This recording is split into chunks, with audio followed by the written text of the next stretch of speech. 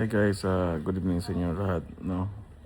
So, may mga nagtatanong kung ano daw yung magiging reaction ko doon sa trending nga na yung nagpatalo ng 150 million pesos, no? Yung negative 1.8 ata yun, dollars. Negative 1.8 million dollars, no? Hindi ko alam kung saan natalo yun sa crypto ba or sa forex, no? Basta ang naalala ko parang leveraging trading, no? So, paano ba? Ang dami na kasing nakikiride dun sa issue no? So, parang masyado nung bugbog yung topic. Anyway, kakauwi lang namin dito sa hotel. So, try ko na lang din ah, try ko na lang din makigato. Ay, no. So, yung issue kasi doon is para sa akin meron akong nakikitang ah, dalawang bagay doon, no.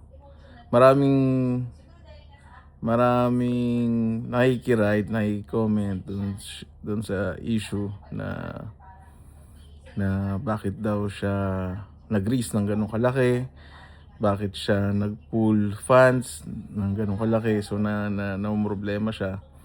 Sa akin naman yung nakikita ko, hats off naman dun sa tao na although kahit ganun yung nangyari, pero grabe, bull of steels yun. Kumbaga hindi lahat ng tao kayang may lakas ng loob gumawa ng ganun. Although sumablay siya, pero grabe yung lakas ng loob ng na ano, hindi kaya ng normal na ano yun, ng normal na citizen, no.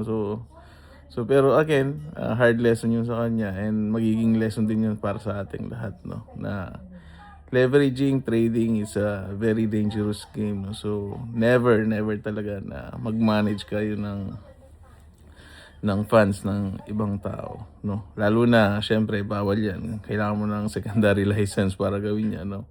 And then pangalawa, kung ang pinaka-common din naman is yung syempre pagka nagiging profitable ka na, no? Halimbawa na-experience mo na, pakiramdam mo na parang profitable trader ka na, normal na parang maisip mo na, uy, gusto kong tulungan yung family, relatives ko, ganyan-ganyan. Pero syempre, kung kaya nyo, wag nyo munang gawin, tulungan nyo muna yung sarili nyo. Yun muna yung gawin nyo kasi pagka nag-manage kayo ng family, relatives nyo na funds, mahirap yun kasi syempre additional pressure yun sa inyo, and then pangalawa, hindi sila pwedeng matalo. Hindi sila pwedeng matalo. Hindi nila maintindihan yun. So, kahit na nasunog mo na yung account, kahit hindi nasunog mo na yung account, wala. Hindi sila pwedeng matalo. Kailangan mo pa rin Anyway. So, lesson learned lang yun sa atin. Lahat na although, syempre, kawawa yung tao na nandun sa actual situation, no. And we pray na sana masurpass ng taong Hindi ko naman siya directly kilala, no. Pero to add na lang din, no. Yan yung sinasabi ko sa inyo na matagal na pagdating sa trading, hindi talaga ito labanan ng malaking kapital. Isipin niyo yun, negative 1.8 million dollars. Million dollars. 150 million, sobrang laki nun, pero natalo pa rin. So hindi talaga dito tungkol sa labanan ng malaking kapital. It's all about skills. Yan yung sinasabi ko sa inyo ng paulit-ulit. Kahit sa mga lumang videos ko, no. Trading, labanan niya ng skills. Kaya nga pag may mga nagpo-post ng profits tapos malaki yung lot size, tapos kakapiranggot lang yung pips, 10 pips, 20 pips, proud na proud sila. Natatawa talaga ako. Sobrang amateur sa akin nun. Sobrang amateur ang tingin ko sa mga ganun, no. So para sa akin, ang totoong skills talaga nasa pips gain yan. Kahit maliit yung lot size, kung kaya mo siyang i-hold around the profits ng matagal, no? Kasi, yun, alam nyo na yan. Ulit-ulit na tayo dyan. Okay, so kung naalala nyo, meron akong pinakita dati na FX book. Try ko na lang din, ipasok dito. Screen record ko na lang mamaya, no? So, ay, dito sa phone. Pwede dito sa kabilang phone. Ayan, so login ko lang. Wait. Ayan, so i-refresh natin para makita nyo na legit tong account. Ayun, 11:55 na dito sa Japan. 11, alas 11 na. Alas 11 na dito sa Japan. Ayan, so, eto, tingnan natin tong Panampal Port. Yung $30, naalala nyo. So, buksan natin. So, makikita nyo dito, yung $30, napaabot natin siya ng 6,043.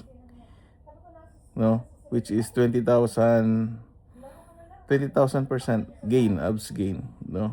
Although malaki yung capital, si 89%. Alam nyo na yan, kasi nga, maliit lang yung capital, $30, sobrang liit. So, no chance talaga na magkaroon ka dyan ng maliit na drawdown.